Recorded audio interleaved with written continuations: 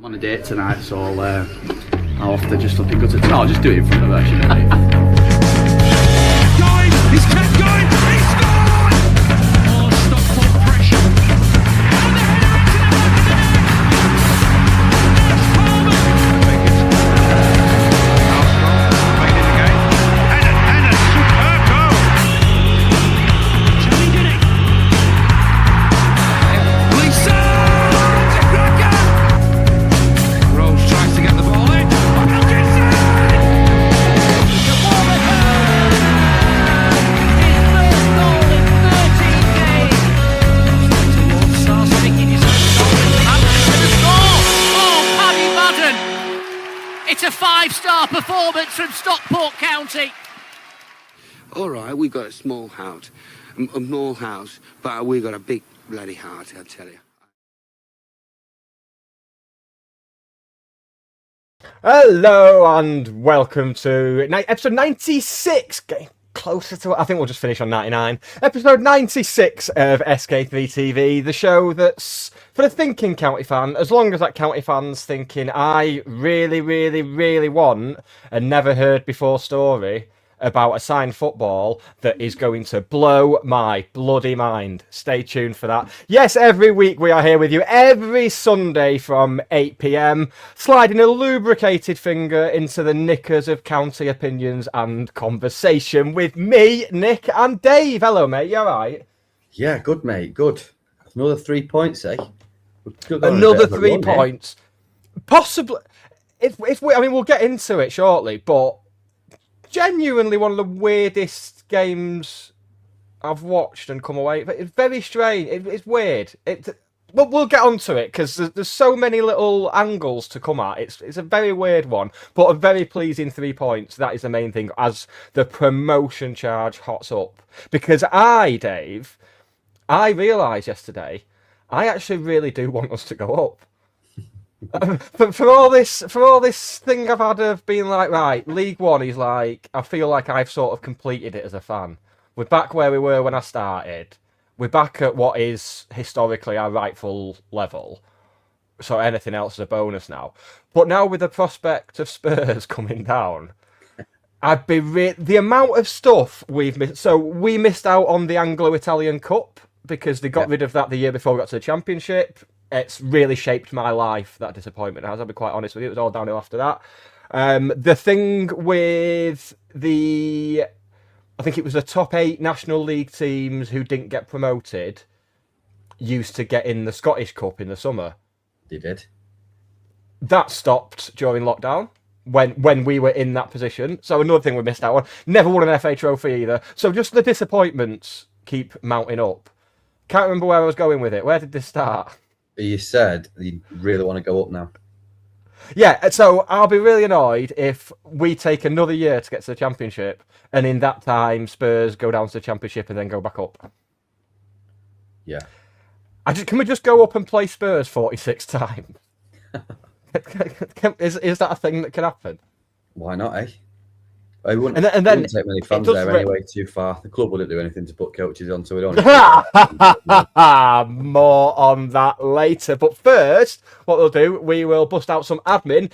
We are, of course, brought to you proudly in association with Andy and the team at the Blackbird Group, encompassing Blackbird Kitchen on the Pans at Gorilla Manchester, Len's Chippy Joylsden, and the newly relaunched Blackbird Burger, where that's my post-Bolton Scran next Monday. Nice. Gonna be taking Mrs. Nick SK3 TV there for a little, taking her to Bolton.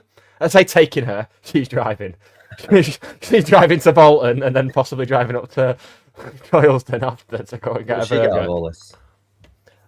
Time with me, and we'll just leave that to hang. Good. People can I can put that in the trailer then. That way, I've got the gap after it. Also in the admin, do not forget every Thursday night between the hours of 7:30 and 9ish, Jonathan the Geordie Hatter is live with the County Thursday Club.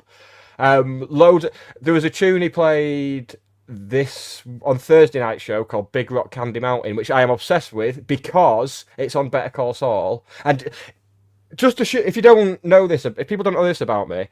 if I'm not banging on about a TV show that I'm watching at the moment, it's because I'm watching Better Call Saul again.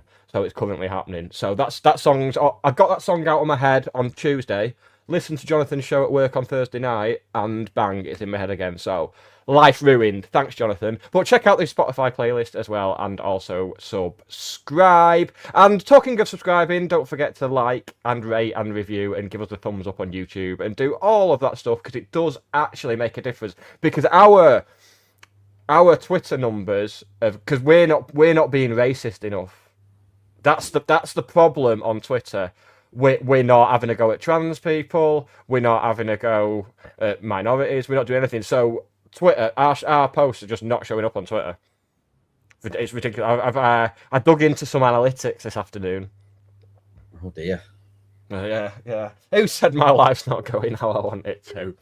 Just on the subject of Jonathan Geordie Hatter. So last week he was on. He told everybody about his escapades last Saturday night, chucking onions into the substation, a red one and a brown one.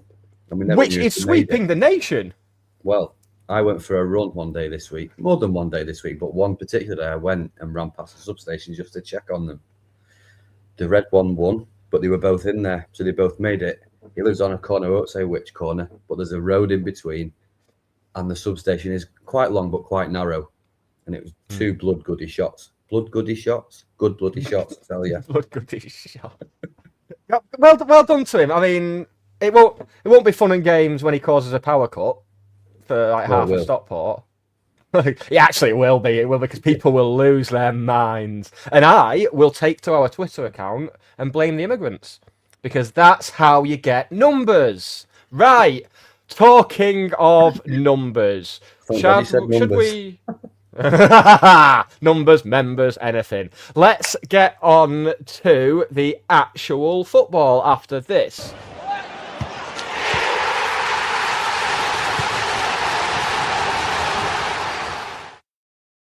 So, I was going to hold this until the last minutes of the show, because we teased it in the very first opening seconds of the show. I wanted to keep people waiting, but you've got a tale to tell, have you not, Dave? And I have got a tale to tell. Genuinely fell off my chair when you told me this. It's astonishing. Now, let me start by saying it's all from good intentions from the club. They didn't have to do anything. I got an email last week to say, at County, we love celebrating milestones, whether it's a special goal or a birthday. I won't read it all. But not only is it a big day for Lily, my daughter, we've noticed that she is currently sitting with some of the highest loyalty points in her age group. So they want to recognise that. And long and short of it is, come and pick up a free county membership pack for her age from reception from Managerial Park on Saturday. Lovely. Didn't have to do it. So really nice. Went to pick it up yesterday. And they didn't give us a membership pack. They gave us a signed ball. The whole squad had signed it. She was absolutely over the moon, as you can imagine. Oh, look, there's Corey Adai, there's Ollie Norwood, because you could tell by the numbers. Anyway, then we went to the club shop because we bought them some shirts for Wembley. That's the great offer the club have done, £10. So far, the club are coming out amazingly in this until we're in the club shop waiting for them to go and get our shirts from out the back. And the woman who gave me this had a membership pack in her hand, in one hand, the other hand going like this. Really sorry, that's not for you. That's not for you. I need to take it back. Take this membership back away. And Lily was like, she said to her, is that okay? Lily's 7. Of course, she said, yeah, that's fine. Like going like this. That's fine. And I was like, it was pretty snide, that. Yeah. But she said, well, it's not for her. And I just thought, I'm not going to kick up a fuss in the club shop. Lily's there. Oscar was there. And again, it was a nice thing that they did and didn't have to do anything. But don't give a kid a signed ball. Make their day and then take it off them. Not when all the match day squad are there. They've got loads of balls there. If this was earmarked for somebody else, just go and get them to sign another one. But yeah, it's quite a disappointing end to what should have just been a lovely gesture. Yeah, it's a shame that, isn't it? So, yeah, very. Yeah, I actually couldn't believe it when you told me. I had to like give my glasses a clean and read it again. Just like, is he being right there? Yeah. Good job, kids are resilient, isn't it? Yeah. Well, she scored a hat-trick yesterday as well. I'll have to get that in there. So she deserved a match ball. Absolute goal machine. Yeah. Yeah. 26th of the That's it. She's season. thinking, oh, I'm getting him something even better than a match ball. Then no, you're not. I think we should find out the child it was given to and go and steal it from them, and just say, So what would have happened if I hadn't spent my hard-earned money in the club shop, supporting the club in every single way that I can, and just got back in the car and drove home? She would have had the match ball, the ball, but the signed. So somebody, would they have come back round? yeah. But John, is he called John, the manager of the club shop? He's lovely. He's a really nice bloke. But he'd even said, Very good egg. before all of this happened, oh, where'd you get that from? That is amazing, that. Would you like a bag to put it in? So not only did she have to give the ball back, she had to take the ball out of this bag. What Gave the ball back to them and then gave the bag back to them because she didn't need it anymore. It's heartbreaking when I relive it. Yeah, I feel sick just thinking about it. To be honest, I mean, yeah, but like you said, it's match day. The players are there. It shouldn't be too difficult to go and get another one signed. No. Oh, don't like that. Don't like that at all. But luckily, I mean, imagine that had happened and then we'd lost. Well, and as I was saying at the top of the show, it feels like a weird one because 3-0 did flatter us.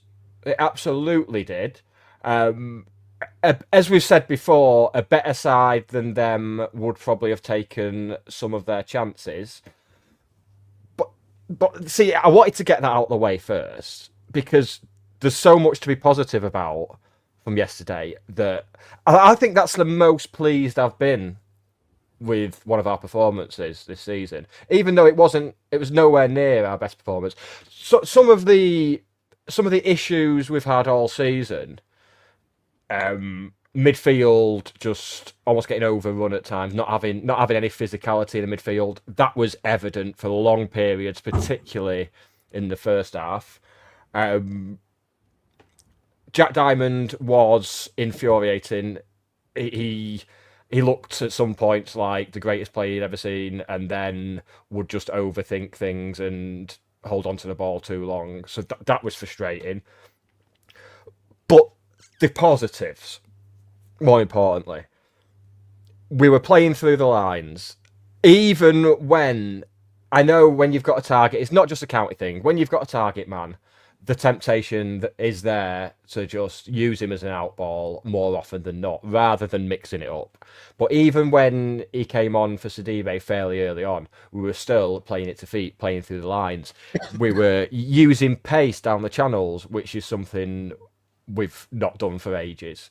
It felt like it was. It felt like there was so much good stuff yesterday, and of all that good stuff was the performance of Corey Adai, who I know we said, was it around this time last year, the Wigan game where he came in for Ben? Yeah. That at the time was his best performance, I think, particularly given the fact he'd come in cold, he'd come off the bench and put in a great performance. Yesterday he was absolutely fantastic, and I'm not just talking about the saves plus that extra save for the cameras that was going wide. Not just referring to them, but his communication. You could hear him loud and clear. Now, I'm not one for giving a shit about who gets the Man of the Match award, usually. It's quite clear it's sponsors on a piss-up. I know people at the club have spoken before about having to advise these companies on who to pick, because often they aren't even county fans. So they want to picture with the most. But yeah, so they have been advised, which I think is where it sometimes comes from. That if a young player comes in and makes his debut, or if it's a new signing making his debut, they'll often get man of the match, even if they've just had a 7 out of 10, just because it's good for the confidence. So with Corey Adai clearly being a confidence player. But it's not even that. It's the fact that he earned the Man of the Match award. He did. I didn't think Joseph Alowu was our best defender on the day. No. I think Ethan Pye was back to his best, I thought. Nothing against Alowu. He was solid.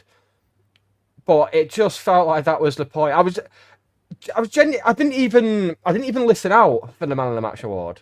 It was only when I saw it on Twitter after. I was like, oh really? Because I just assumed he'd get it. But he looked absolutely. He did that. I've never liked it. You know, when a goalkeeper makes a save, The Jordan Pickford. and then the teammates come and congratulate him, and they're like, fuck off, fuck off, fuck off, get away, get away. I'm always like, no, come on, enjoy it a little bit. You don't have to be totally professional. I did enjoy, after the absolute worldie of a save that he tipped onto the bar. And again, another criticism of him has been that he just seems to shrink in the box. At that point, he looked taller than 6'8" making that save. He made himself absolutely huge. And he did allow himself a bit of a, come on. He had a little bit of a celebration. I was like, yeah, good. Enjoy it, mate. It's great to see in it because we've all been critical of him. More so, I would suggest, for antics maybe off the pitch than more so on it. But the more he's getting involved, not just with his. And by the way, I just want to say, yesterday was fantastic. But it's the bits around the performances for me. Coming out, something as simple as clapping the fans that he wasn't doing. Yeah. He's doing that. He's getting the fans back on side. You just get the feel at Challoner as well. You just get the feeling that everybody is getting together to go on this push for the end of the season. But Corey Adai robbed of man of the match. And I liked the second goal. He made a great save. The ball's gone out. And then we've gone and scored that. And it's come from his save, which is recently his saves has led to them scoring, not through his fault. The defender's fallen asleep, so it's nice that that's happened. Also, by the way, a complete change of subject, but there's some breaking news in the football world. Woking have announced Jermaine Defoe as their new manager. What? Yep. That is mental. Do you reckon if they struggle to score goals, it'll be like how we don't understand why we're shit at defending set pieces with Challoner and Hill in charge? Do you reckon it'll be, well, Jermaine Defoe's manager, why aren't we scoring? Is that what's going to happen? Yeah. And also on the Corey Adai thing, by the way. Sorry to have digressed, but I thought there was no. That was worth digressing. That's massive. Yeah. There's a weird thing that this fan base has got that I've never seen with any other fan base. We can't celebrate, a minority can't celebrate what was a 10 out of 10 performance without mentioning Ben Hinchliffe and what he wouldn't have done or what he would have done. And it flips around. If they make a mistake, it's, imagine if that was so-and-so. What? Why? Why do you have to compare them all the time? One of them is a club legend reaching the end of his career. The other one hopefully becomes a club legend himself. You know, more performances like that consistently, then that's what he'll get to. The one thing they've both got in common is the badge that they wear on their chest. And they're wearing that badge with pride at the minute and passion and whatever else you want to say. Just get behind them. Don't compare them. Enjoy what we're watching. You don't have to talk about the other keeper when he's not playing. Absolutely irrelevant. And that's for when Ben's playing as well. Imagine if that was Corey who did that. Just shut the fuck up and support whoever's playing. It's the absolute pits. Of all the county discourse that boils my pith, I think that might actually be right up there. It's pointless. No one gets anything out of it, and then you find you'll go into the Facebook group on a Saturday night after we've won 3-0 and kept our first clean sheet in months, and you're finding people arguing over goalkeepers. It's so weird. It's weird. Why can't we praise one without? I mean, to be fair though, I mean, going hand in hand with that, it doesn't happen with, as you said earlier, it doesn't happen with other players. It doesn't happen if Wotton puts a chance away. No one says, Tanto would have missed that. But I've just realised that when Tanto squared for Wotton yesterday, I said in the group chat that Louis Barry wouldn't have passed that. So I'm part of the problem. Well, they would have both ended up in a goal, wouldn't they? They would, and that's all I can count. But another... Go on. The first person to ever congratulate Corey Adai after a performance like that is Ben Hinchliffe. He's straight over to him, and they both are. Whoever's playing, they're both over there. So they're supporting each other when actually they're each other's biggest rivals in a way. Yeah. If they can support each other, everybody bloody else can. Yeah. It's properly fascinating, the whole goalkeepers dynamic. Like from like interviewing, like doing like for 10 years I've like done like interviews with players and stuff like that, and every single one agrees that goalkeepers are weird. Outfield players just don't understand it. Outfield players don't even begin to try and understand it. Because at the end of the day, the goalkeepers are these two blokes that they arrive at training at the same time, don't see them for most of the session until like the last half an hour or something. So, it's that bloke I work with sometimes. It's so weird. It's really odd. And yeah, I mean, you certainly have to be a little bit mental to be a goalkeeper because you're asking for people to twat the ball at you and getting shoved about and all that. So yeah, I can see why the goalkeepers because that's the only football union. I'm not just going full football cliches now. Yeah, that's the only football union. You don't have like the strikers union. Oh no, you do, because Chris Sutton mentioned it on 5 Live the other week, and it really upset me. Like most things Chris Sutton says on 5 Live, to be honest. Yeah. That's just the way. He does well to be the least annoying one when he's on a show with Robbie Savage. Yeah, but that's the thing. Savage is never on it anymore, so. Well, yeah. It's just Sutton shouting into the void. No. He might be when he gets sacked. He was winning, wasn't he? When they started losing, he came away from all over it. Well, the transfer window's shut now, so he can't add to the 30-odd players that he signed. He's knackered, absolutely knackered. But so in terms of pleasing individual performances yesterday, Tanto is another one who will get a lot of credit, and rightly so, because I think we've seen flashes of what he can do, but it's been almost a case of getting his fitness and confidence, you would suggest, because he's moved back down south. It's not really worked out how he wanted. He's not got the game time he maybe would have expected. Come back to, as he said in his interview yesterday, to where he feels the love is what he said. And his work yesterday was absolutely super. Like, Joe Lewis and Ryan Johnson must both be having nightmares, because them two had torrid games at the back. They just couldn't. If they weren't having to chase after Tanto, they were getting bullied off the ball by Kyle Walton and having to face an aerial battle with him. And it's like, well, so whichever way they turned, they were just... On Ryan Johnson, though, I did enjoy... It goes back to what you're saying before about everyone sort of banding together for his promotion push.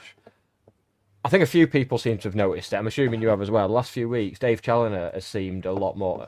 He doesn't seem as pissed off. No, definitely not. The last couple of weeks, it seems to be. Dan Malt says, "Is it me or has Ryan Johnson doubled in size?" Yes, I thought. As well. My brother said. I thought Courtney Mepper Walters was playing for him. We're not driving the bus. Where were we? Tanto. Yeah, that's it. He was just very unselfish. Didn't stop running. Very unselfish in laying on goals. It was just exact, and you don't get the feeling that he's letting the lack of goals affect him. Whereas when he first signed for us and was struggling to get going, you could tell it was like playing on his mind, and he was missing some easy chances. But I don't know. He just seemed. I wonder if part of it is that because it must do a lot. It must be good for your confidence having a club who've just been promoted from the league you're playing at. That must do a lot for your confidence. That must be great. So he's got that, even though it's not worked out as he wanted so far. He's got that. That'll be in his mind that, well, a championship team thinks I'm good enough for the championship, so I can do it. But if he doesn't score between now and the end of the season, but carries on doing what he did yesterday, fine. Yeah, well, I think we said it after the Northampton game. You saw glimpses of it running the channels and making a nuisance of himself. But yesterday, he's stepped that up a level now. And I think once Barry comes back in, which hopefully won't be too soon, won't be too long, that they really, really played well together, didn't they? So, but you also mentioned it was Dave Challoner that before you interrupted yourself, was he seems happier now. I think he lives for this time of the season. As soon as you get to the end of March, he's in his element then. He knows what's required from everybody. There's no coincidence, I don't think, that we're starting to hit some form, be a lot stronger defensively for the most part, although they did have a lot of chances. A term I've never heard before that I heard in both Tanto's and Dave Challoner's interview: emergency defending. Discuss. Don't want that in my life. No. No. No. I mean, surely by extension, all defending is emergency defending because they've got past your strikers and your midfield. Yeah. So it's like you're already like almost the last one. An emergency. That's what we need to discover. Yeah. Is it blocked so if you're 3-0 up, blocked, deflected, the ball's bouncing in the area? If you're 3-0 up and then you clear one off the line, is that emergency defending? Because it's not that drastic if you do concede. Yeah, the scoreline must play a part. It must do. I'd just rather not hear it again, to be quite honest with you. 1-0 up, for example. 1-0 up, he makes a save. We do some emergency defending, get the ball out, go and score. Make it 2-0. So that was an emergency to get the ball out because it was only 1-0. But then at 3-0, would it have been emergency? No, it wouldn't. Yeah, I mean, I've actually only read the quotes from the interviews, and luckily, I think Sam Byrne knows as well because he didn't bother to put that in the quotes. Okay. I'm glad he did because they had a much better Saturday. So Kyle Wotton, 20 for the season now. Is it 2 behind Ballard? So there's a nice little subplot there of the race for the Golden Boot. Kyle Wotton also the recipient of a trim up top this week. So he lost a bit of height there, which is a shame. It looks less intimidating. Was it a shock to you to see him drop to the bench? Yes, it was. It was. Just because of how we when he was injured in the last 2 seasons, we see how we play without him. Having said that, when he went off against Luton, the two did play well together. Tanto and Sidibe. Like it played out exactly as we've said the last 2 weeks, where Wotton's out and we have to stumble upon this new way to play, and it does work for us. But that was my worry after. It's like we'd committed to letting Wimbledon have some of the ball, and we decided that we were going to use this pace on the counter, which has been a hallmark of Dave Challoner's 5 years or so here. That's what we've been about, and we're seeing that from like minute one was fantastic. And then I did get this worry that when Wotton came on, we'd revert to type and just start lumping it up to him, hoping for the best rather than thinking about things, but we just carried on doing it. He was immense when he came on again yesterday. Yeah. Another substitute who people are still differing on because of how much we've spent on him. But Malik Mothersill, I thought, had a very good cameo when he came on. He looked bright. He tried to make things happen. Had a chance where he went for the near post when it was open for him to go for the far post, but. That's the second week in a row now. He's come off the bench and he's looked promising, isn't it? So I just wanted to keep on doing that. He's another one. You want to get a goal or an assist or whatever it is. Yeah. Because if he can come alive now at this stage of the season, that'd be great. But going on the lineup, I was surprised at Wotton not being in, and I was actually fuming that Bailey wasn't in and Bate was. Oh yeah, because Bailey's done absolutely nothing to deserve being dropped to the bench. I've made the point. He's almost the new Callum Connolly in that he'll do well but still get dropped when other players are back. It's a shame really. The only good thing about it was when he came on, he affected the game. Yeah, at least Bay didn't have to come on, and the first thing he does is go and chase after Ollie Norwood for his armband before cracking on with his game. Yeah, that was there was a point on the Sky stream where Norwood and Bate were stood over a free kick. And Ollie Norwood, the commentator said, Ollie Norwood here consulting with his captain. And it felt weird. Not as weird as emergency defending, granted. Yeah. But it was weird. I was like, no, it's not for me, this. Not for me at all. Very, very weird. Also, the commentator said Joe Lewis and Ryan Johnson, both well-loved at Stockport. Ryan Johnson, I loved him. I loved him. Other people didn't. He seemed to get a lot of stick, Ryan Johnson. I don't know why. But Joe Lewis, not necessarily through any fault of his own, particularly. But yeah, so 2 fantastic counter-attacks for the first 2 goals. Yeah. Really, really, really good. And Sidibe's finish as well. Oof. Left foot, top bins. Nothing more you could want from it. First touch as well. It's not an easy chance, that is it? And I mean, I tweeted that I was getting proper cult hero vibes from Sidibe, and then as I tweeted that, I looked up and he was down injured. I was like, "Oh, what am I doing?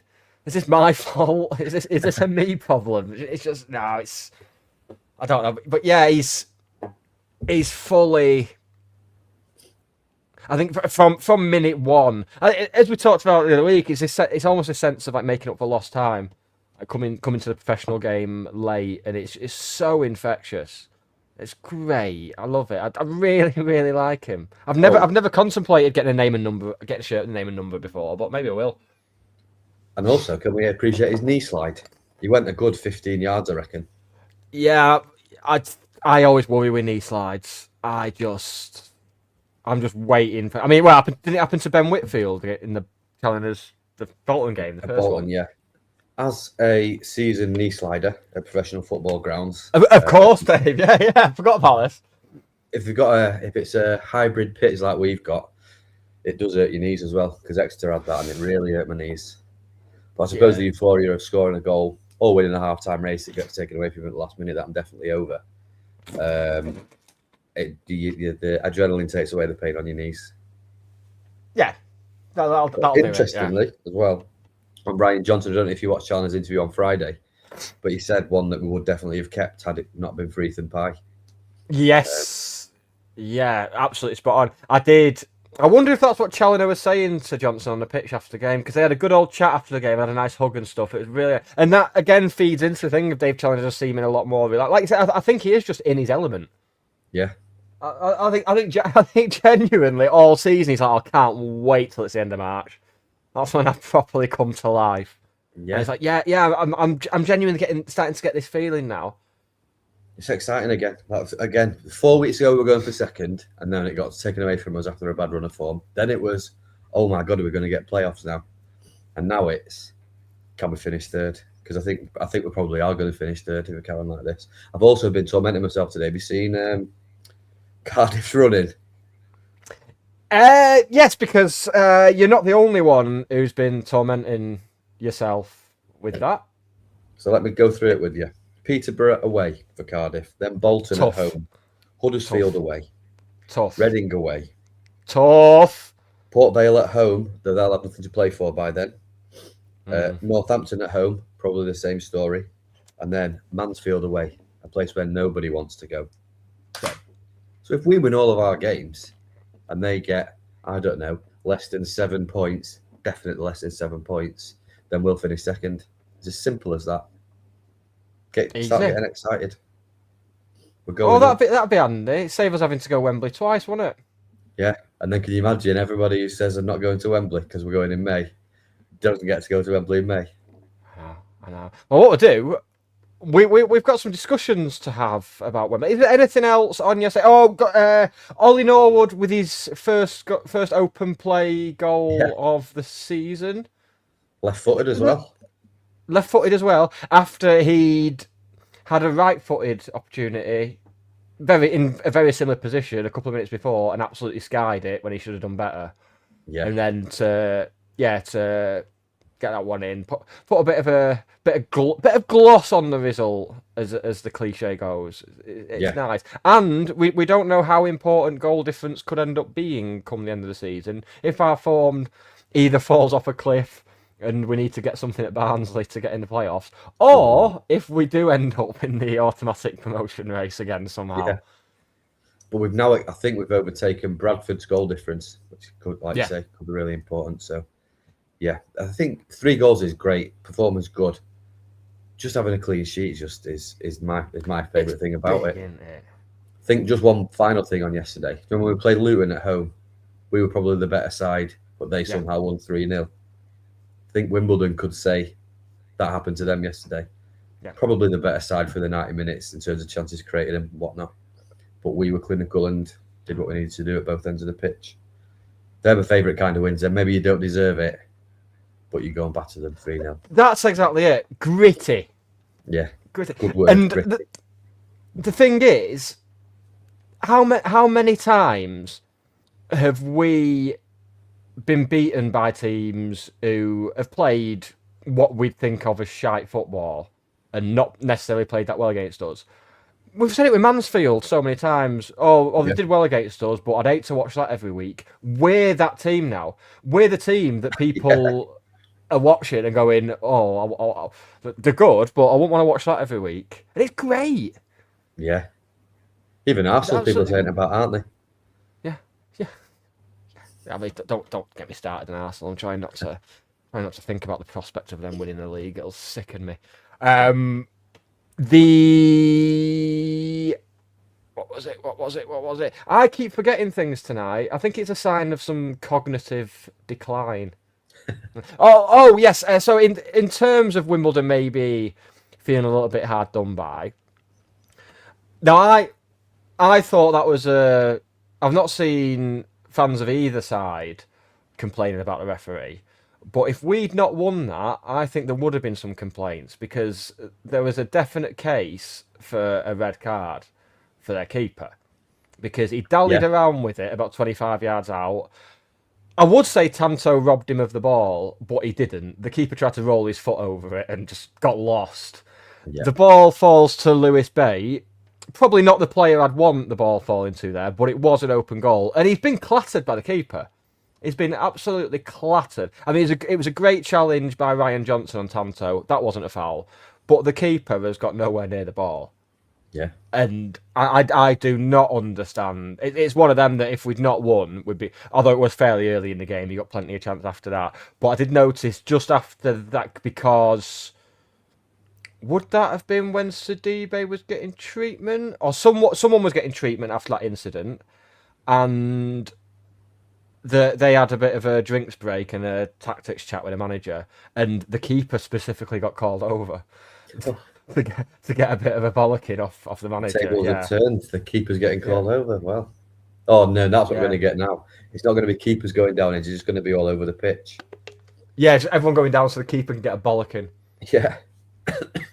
But yeah, it's probably not a goal scoring opportunity because it's Lewis Bate. But the ref wouldn't know that. No, that's it.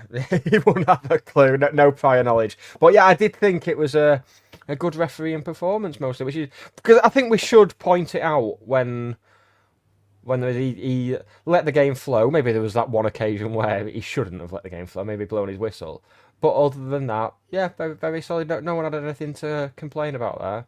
And it's very, on the clean sheet, very pleasing. It's very pleasing to get a clean sheet after so long anyway, but to do it without Brad Hills, arguably our best defender this season, fantastic. And having to did not see that coming. You know, how many clean sheets have we had where they've not had a shot on goal, for example? All clean sheets are great, don't get me wrong. If that's happened, it means we're doing great the other side. But I'd be interested to see if that's the most clear-cut chances that we've conceded. I mean, looking at the XG, theirs was 1.32 to our 1.77, so there wasn't that much in it. But in terms of shots on target, we were both on 4. Obviously they hit the woodwork with the one that was tipped over. But yeah, big chances was 2 each. But it felt like they had more big chances than that.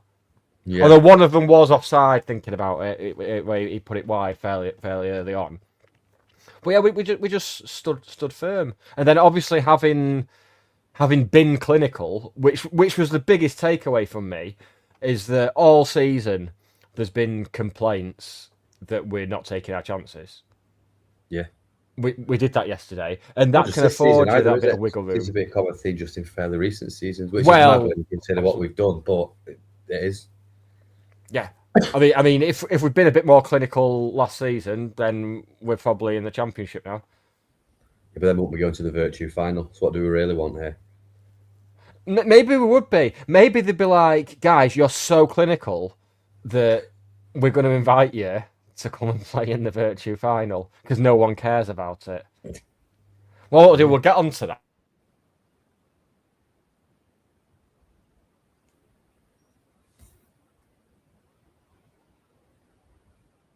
Ended last season on loan at Brackley, was at Kidderminster. back though. That's a good mazy run. It's a good ball. Winter and a great diagonal to find Felix. Great control from Felix. Now then, can he shake off the centre half?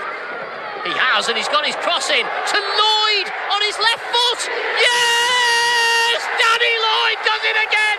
The Hatters lead by 2 goals to 1, and what a turnaround in this one here at Edgeley Park. 10 minutes to go. It's 2-1 to County. What a fantastic goal. Completely different to the last one. There we go. Of course, Danny Lloyd alongside Sam Minahan and Jordan Keane missed out on a Wembley trip. They lost to Southend. Although as we discussed earlier, I went into this show thinking they'd won. It's a good job you told me, because don't know what happened there. And also in the other semi-final, Wealdstone against Marine, Adam Thomas was on the losing side there. So that means we've all lost in that semi-final twice at least now. Oh, that's minging, isn't it? Yeah. Oh, the poor sods. Danny Lloyd, maybe not, actually.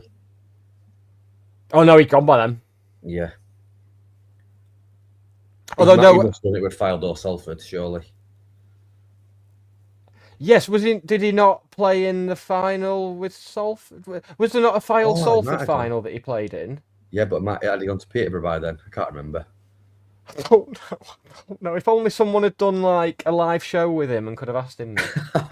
That would have definitely come out. That he mustn't have, because that would have been mentioned. Yeah, surely. The stats heads would have been all over that. Looking at you, Eaton and Walker, you know who you are. Right. So we've had.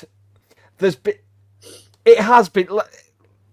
Yeah, I think it's fair to say it's been very muted. The Wembley chat from the club. Playing devil's advocate, you can kind of see why. You don't want to be not pressuring, but you don't want to be almost saying, come on and spend money, come to Wembley, and then maybe have people think, well, I can afford one trip to Wembley. I'm not a fan of the if you want to go, you'll go, because that's not how bank accounts work, unfortunately. So a lot of that yesterday. It's like, if you want to go, you'll find a way. It's like, that's how people end up in prison for robbing banks. That's how that happens. But yeah, so I can see where the club don't want to go too big on it when there's the potential for. I mean, if we're going to go up, it's most likely, despite what we've just said, it's most likely going to be at Wembley where we do it.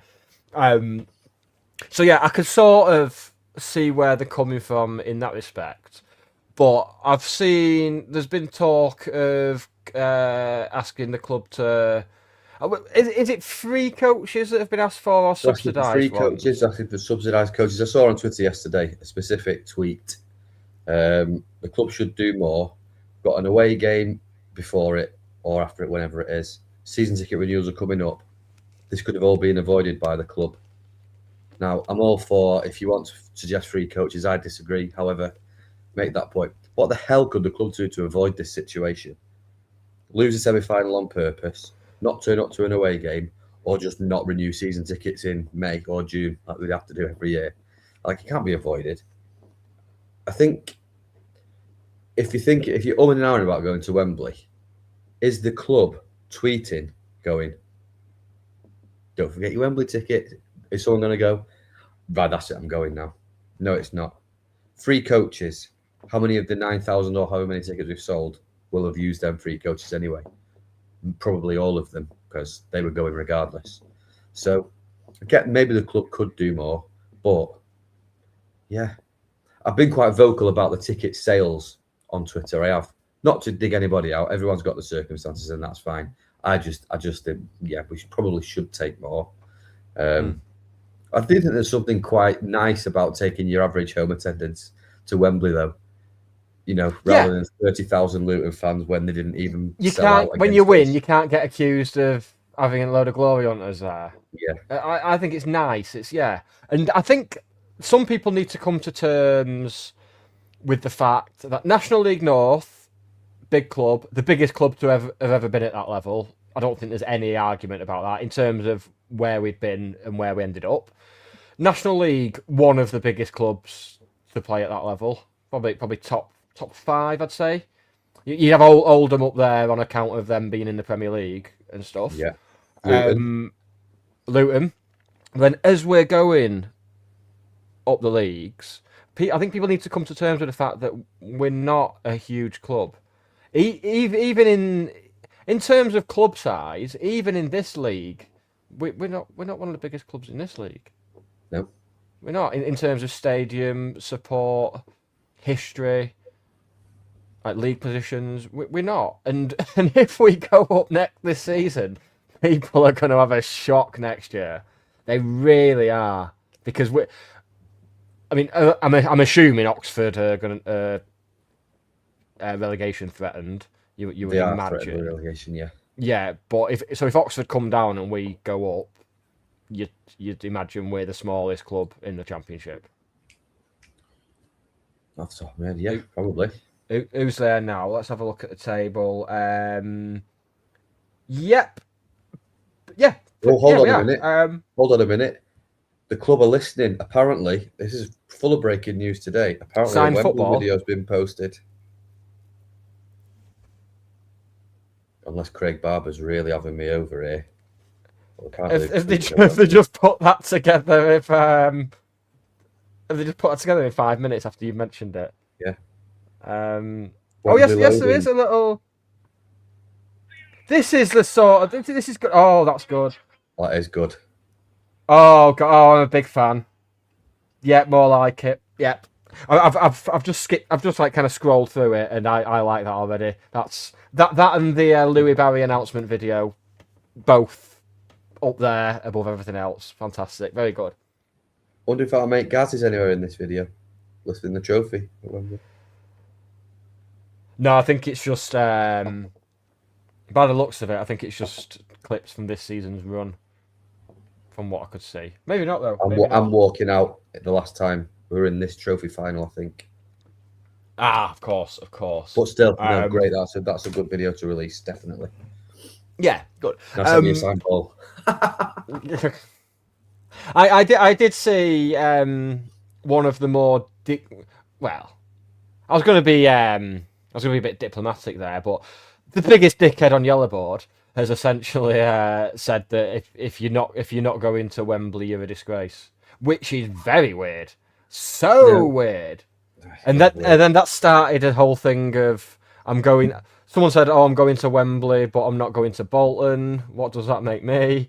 And I'm going to Bolton, but I'm not going to Wembley. So I basically had the joys of working retail. It's essentially because it's Easter weekend, the weekend before. So I had the choice of having Bank Holiday Monday off or the following weekend, the following day for Wembley. And it's been the last time I got to have a bank holiday piss up at the football was Wrexham away when we got into the National League. That was the last time I got to have a bank holiday away day. I was like, no, sod it. Doing Bolton. That was a 12 o'clock kickoff, that, wasn't it?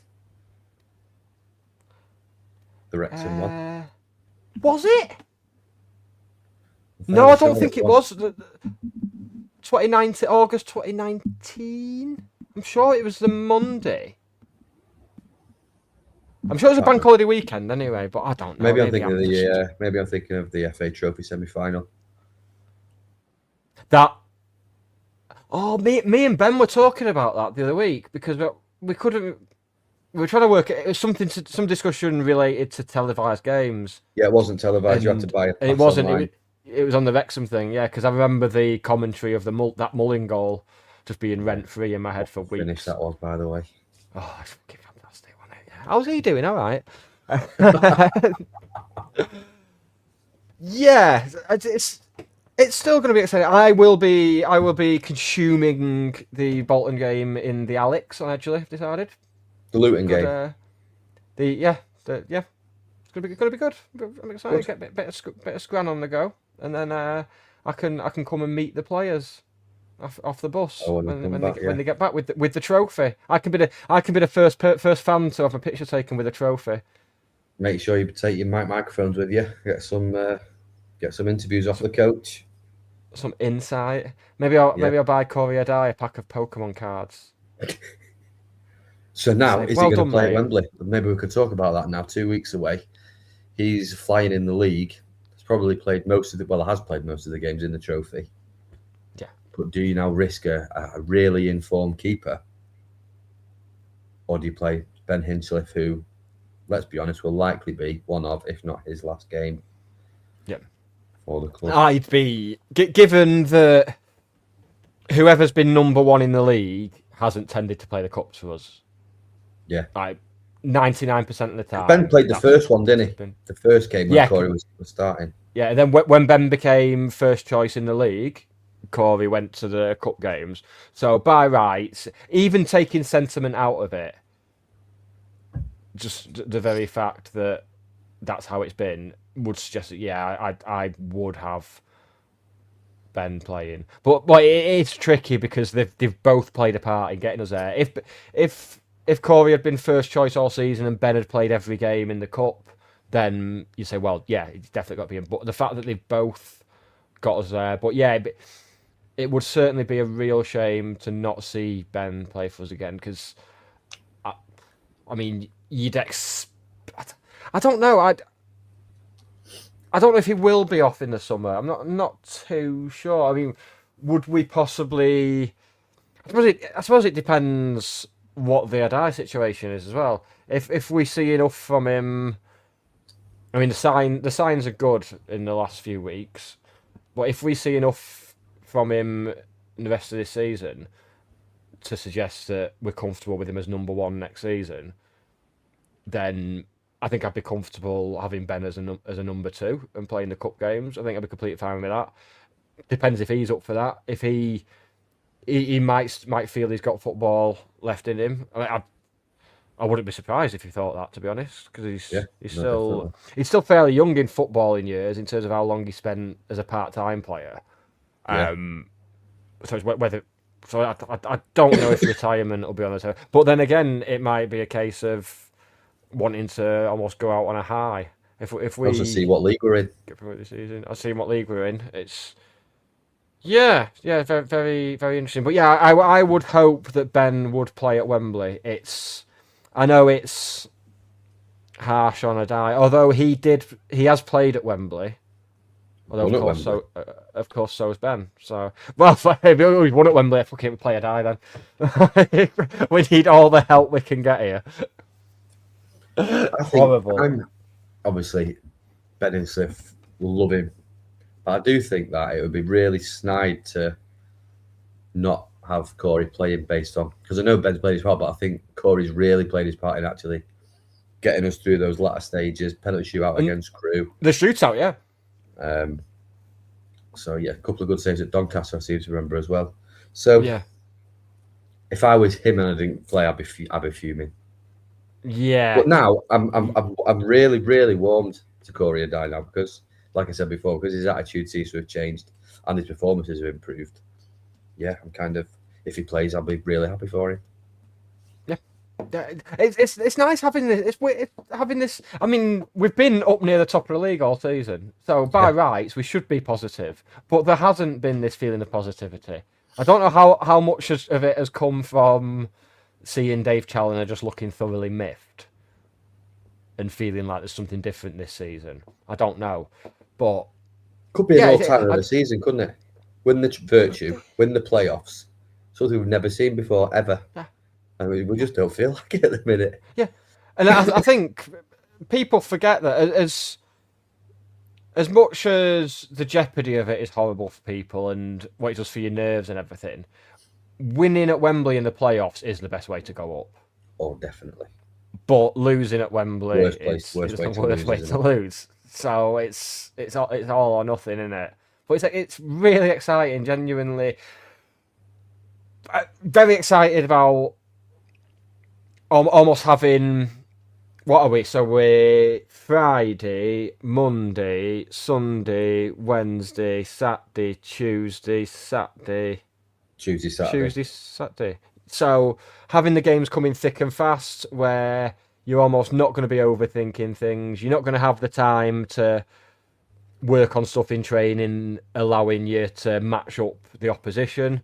We can concentrate more on what we're good at, which is when we're at our best. When we focus on our strengths, both in terms of coaching and in terms of the players, when we do that, that's when we go on these runs. It's when we seem to have a week between games where I think maybe he overthinks things. So it does, yeah, you've got the sense that everyone's pulling in the same direction now. Oh, it's really exciting. Imagine Adama Stevie and Tanto at Wembley with Louis Barry just behind him and Norwood playing them passes in the channels. Oof. What's Kyle Wotton doing? Where's he? He's going to come off after 25 minutes when Stevie gets injured again. It won't matter who's in net. You could put Nick Colgan in net. He'll have nothing to do. I'll take it. But before that, we've got the excitement of Nathan Lowe scoring against us on Friday. We have. And, He will do giving it the big one. Yeah. Shaking All it, for getting it. his hair out of his eyes in front of the cheadle end. Curtain from this country. Yes. That's another side that have picked up that are in the running for the playoff. Not to the extent that Reading are, where I think I saw a stat yesterday that their record since Liam Richardson took over, Liam Richardson the manager, not Liam Richardson, media man and friend of the show. Since he took over, they're top of the league, their record in the form table since he took over. Which is so. I've been looking at the. I've been looking at the table with a view to the playoffs, because now I don't like to. Well, I do, but I don't. But obviously, me and Hannah had this discussion on here a lot of times. A lot of time, it would centre on we'd look back at our previous record against teams, and even though we'd both know that has no bearing on what we do now, there's always the sense of, well, they're due to beat us. Yeah. So I've got this horrible feeling that we'll win at Bolton next week, and that off the back of a win against Wickham, and it'll be, right, this is it now. And then we'll get to the playoffs and have to come up against Bolton. And again, no bearing. The fact we keep beating them has no bearing on things, but you just get the sense You'd almost that take a that's defeat where on Easter Monday just to get it out of the way there. Yeah. And just to... They'd sell Wembley out as well, their allocation. They absolutely would. Yeah, without a shadow of a doubt. Yeah. But looking at the teams in the playoffs, so I don't know if there's a bias in terms of club size. So if you look at the three in there with us now, Bolton, Bradford, Reading, based on this season, I'd be worried about playing Bradford. Based on their current form to get into a playoff position, Reading you'd worry about. Bolton for the reasons I've just stated. But then you think, well, they're all fairly big clubs who've all done, not just been in the Premier League for one season like some, but actually been a mainstay in the Premier League for a decent period of time. And then you go to 7th place, who've got a couple of games in hand on 6th place Reading, Stevenage. And you think, and there was a thought process where I was always like, oh yeah, I'd be comfortable playing Stevenage. I'd feel a lot better playing Stevenage. But that's just based on them being a historically smaller club. And then it's another one where you look back at the results and you think, oh no, it's just horrible. And then you go below that, you look at Wickham, Plymouth, Huddersfield, Luton, Peterborough, and not Peterborough. No, let's take Peterborough out of that there. Although they are 11 points off with 2 games in hand, but no, probably left it a bit too late. But down to Luton in 11th, the form that they're going to have to display to get into the playoffs, coming up against a team in that sort of form in the playoffs just terrifies me. Well, really terrifies me. Yeah, just no, not for me at all. But that's it. I think I've got to the point now that I'm genuinely really wanting to go up rather than being ambivalent and knowing it'll come eventually. Now I'm like, I want to do it this season. And now it's just going to be tying myself in knots and beating myself up. If we don't go up this season, you think Challoner goes? Which is a big question to ask on the hour mark, but I've asked it. So I said this on... I was on. They phoned me on to go on Radio Manchester the other week, and they asked me this because it was when we were in that it wasn't even really bad run of form, but it was just we'd gone really far away from all the stuff we do best. That had just gone out the window. And they were actually asking on Radio Manchester, like, should he be sacked? Like is it now? I thought, well, no, not when we're you don't sack a manager when you're in with a chance of. Well, you do, if you're mental. Yeah, we know what we're talking about here. Yes, it's us. So you don't. I can see. So I said if we go up, I think he will get offered that championship job. You'd expect he would. And then I also said if we don't go up, I wouldn't be surprised if the trigger was pulled. But that was based on how we were playing then. Yeah. But now, if we were to lose in the playoff final on penalties, can you sack him? I wouldn't. No, I wouldn't either. I definitely wouldn't. However, if I'm the board who's provided loads of money, public expectations, and you fell short again, what do they do? I'm not sure. I think either way, though, he's going to get a job offer, whether we go up or not. But I'd love him to stay. Yeah. I think he's. I'm in the camp that he's our best ever manager, and there's no wrong answer or right answer to that question either. I don't think. Well, there is. No, cause, all of this ties into emotions and stuff. Yeah. So I don't want to. I wouldn't want to get rid of him. Definitely not. Yeah, it's all based on it. I mean, for a lot of people, Danny was our greatest. Not for me, because I only caught I think my first game was a couple of months before he got sacked. So yeah. I understand that him and Steve Bellis are the reasons I'm a county fan. They're why I'm a county fan, because they put us on the map. But at the same time, I can't in all good conscience say he's the best ever manager. Have you seen the comment from Dan Moll, Dave, regarding? I have seen that. ball? Yeah, I was too busy looking at Lily's smiling face to notice what sponsor was on the ball. Okay. Well, that's a possible solution.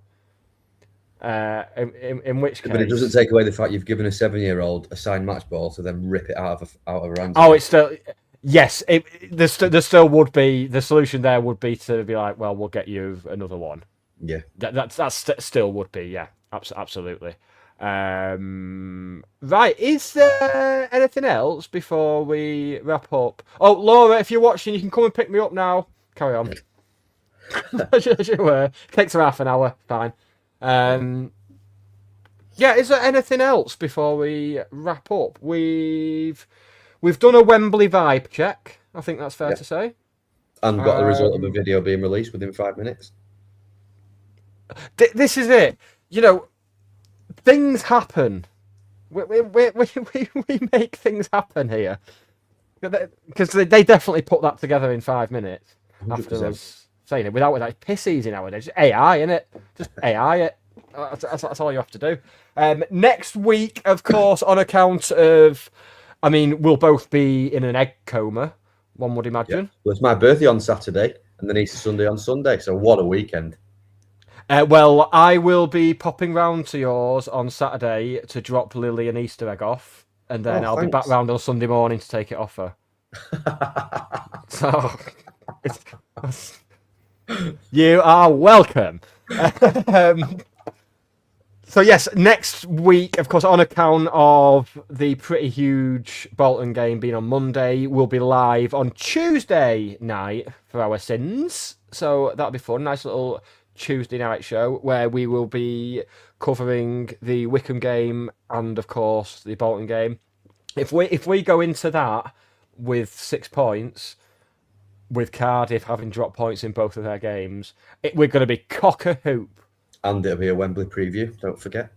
And it will be a Wembley preview. We'll have some fun and games actually. I've been putting together a little quiz. Ooh.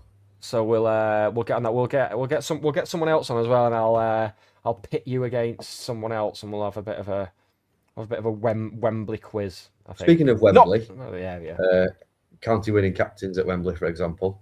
If you haven't watched Gareth Owen, the interview that we did with him, go and watch it. It's fantastic. We will not stop talking about it until we have another Wembley winning captain. So It's doing mad numbers on the Spotify's. That is. It's like really good. Get some good ratings as well. People have like given it the 5-star rating. It's much appreciated. Yeah, Nice. really enjoyed that, and I think it shows, which is good. Yes. And yeah, we're just gonna keep hammering that. Watch it on your coach to Wembley. Your non-subsidised coach. Yeah. Just bang it on. Get the driver Get your headphones on. Get the driver to take his porno VHS out, and that happened. Where was it have been? It was I'd gone to a gig somewhere, and there was a minibus. So the gig was like London or something. I know what it is. It was when I went to see Green Day in at Milton Keynes in like 2004, 5-ish, and you could book on this bus, and the driver was just watching porn while he was driving. Really weird. Really weird. One of the weirdest things I've been a part of. The experience. I wasn't in the porn. I wasn't like, this is for bus drivers. Horny bus drivers. Right. Yes, Jonathan, union. that is the good stuff. So, do not forget, Thursday night, you've got Jonathan the Geordie Hatter with tunes and big match build-up ahead of the Bank Holiday Weekend doubleheader. You've got a Bank Holiday Weekend doubleheader. You've got us on Tuesday night with Wembley build-up and hopefully talking about 6 points and inching closer to automatic promotion. What more can you ask for? What do you want? Jam on it? God. Right. Shall we go, Dave? Let's go. Let's go about our business. Thank you to everyone who's tuned in and joined the conversation. It's much appreciated. We will see you next week. Dave, say goodbye to the nice people. Goodbye, nice people. Sign match ball, please. Thanks. Bye. Yeah. Goodbye, horrible people who take match balls off children. Bye, everyone. Bye. Cheers.